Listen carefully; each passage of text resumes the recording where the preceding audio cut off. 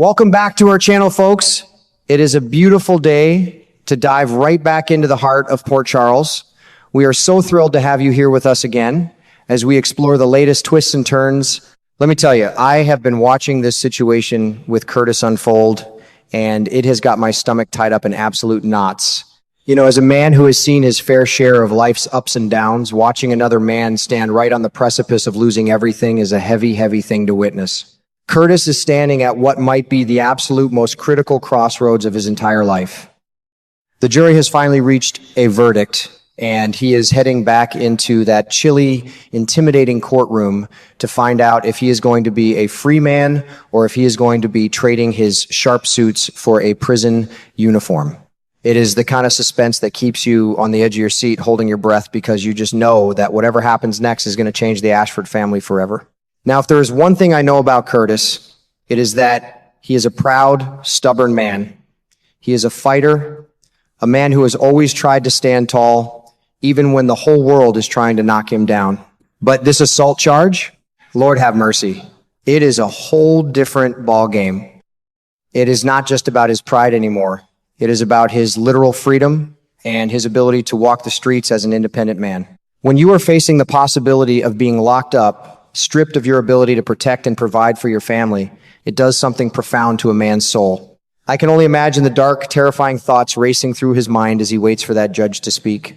It is like being caught between a rock and a hard place, knowing that your fate is entirely in the hands of 12 strangers who only know a tiny fraction of your real story. And then there is Portia.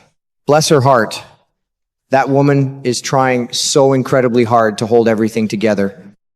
As a mother, her first instinct is always to protect her children, to throw herself in front of whatever danger is coming their way. She has made it abundantly clear that she wants what is best for the kids, and you can see the deep, bone-weary exhaustion in her eyes. She is trying to be the solid anchor for her family in the middle of a Category 5 hurricane. But no matter how strong she tries to be, the reality is that Curtis's future is hanging by a thread, and that uncertainty is eating away at her from the inside out. It is a terrible, crushing burden for a wife to carry, not knowing if the man she loves is going to be coming home with her, or if she is going to have to explain to her family that he is gone for a long, long time. Speaking of the family, my heart just aches for Trina. That sweet, beautiful girl has been through the absolute ringer over these last few years, and Curtis means the absolute world to her. He has been her rock, her steadfast father figure, her ultimate protector when the world got too scary. If the jury decides to hold Curtis fully accountable for this assault and sends him to prison, I genuinely believe it will completely and utterly shatter Trina. She is already standing on such fragile ground, and losing Curtis to the cold, unforgiving prison system would be the straw that breaks the camel's back. As a father myself, the thought of a young woman losing her dad like that, it just tears you up inside. You can see the raw fear in her eyes, the desperate, clinging hope that somehow, by some absolute miracle, her family will make it through this nightmare intact. But here's where things get really interesting, and where the classic Port Charles drama kicks into high gear. There is a whisper going around, a faint possibility that Curtis might be able to secure some sort of plea deal. Now, on paper, a plea deal sounds like a lifeline, right? It means avoiding a lengthy prison sentence, keeping his freedom, and staying out of a jail cell. But in the real world, and especially in this complicated town, a deal with the justice system always comes with a heavy set of strings attached. If Curtis takes a deal, it is not going to be a clean break.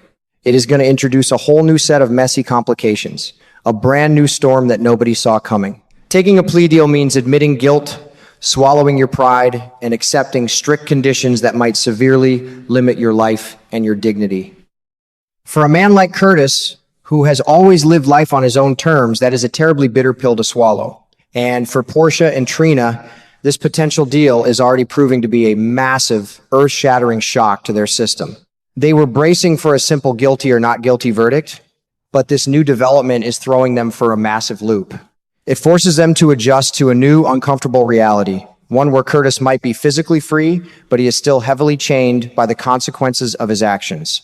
It is a psychological roller coaster for those two women, and Honestly, I do not know how much more they can take before they just break down completely under the pressure.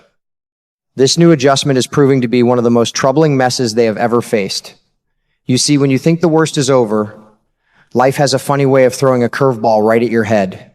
Portia and Trina are experiencing a brand new kind of trauma, a fresh shockwave that stems from the realization that even a victory, like a plea deal, feels like a heavy defeat.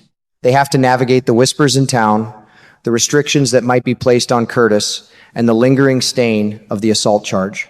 It is a heavy cross to bear, and watching these strong women grapple with this new reality is both fascinating and heartbreaking. I find myself talking to the screen, wishing I could just reach through and offer them a comforting hug. And we absolutely cannot talk about this whole mess without bringing up Isaiah. Oh, Isaiah. If you ever wanted to see what a fox in a henhouse looks like, it is him. He is the wild card in all of this, the instigator who is sitting back and watching the chaos unfold with a sickeningly satisfied smirk on his face. You can just tell that Isaiah is absolutely tickled pink by the damage he has caused Curtis. It is like a twisted game of chess to him, and he thinks he has just put Curtis in checkmate. The sheer, unadulterated arrogance of the man is enough to make your blood boil. He wanted to see Curtis fall, and right now he is getting a front row seat to the destruction of a good man's life.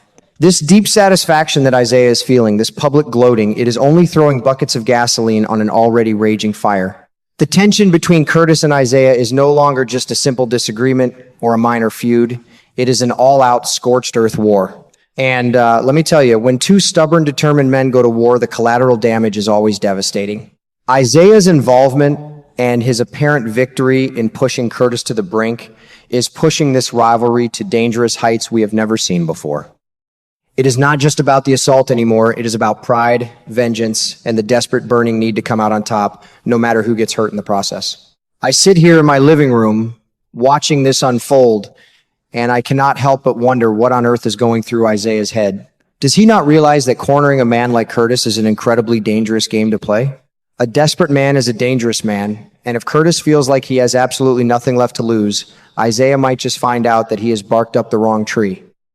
But for now, Isaiah is riding high, thoroughly enjoying the fact that he has managed to inflict this much pain, chaos, and uncertainty on the Ashford family. It is a bitter, toxic rivalry, the kind that festers and grows in the dark until it consumes absolutely everyone involved.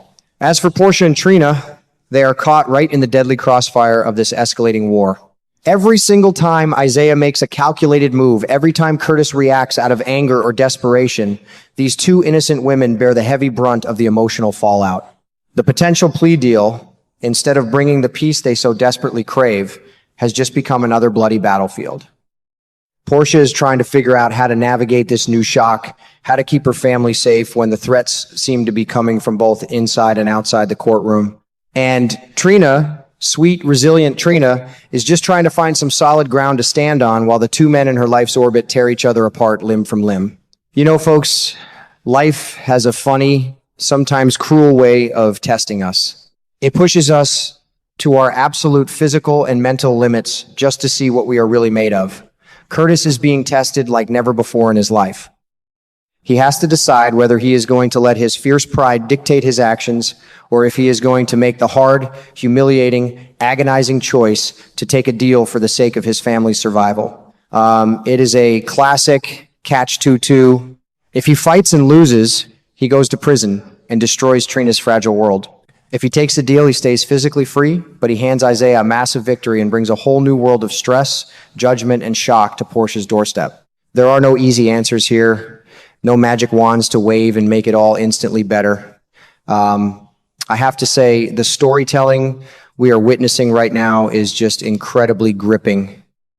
It is raw, it is deeply emotional, and it feels so incredibly real to those of us watching.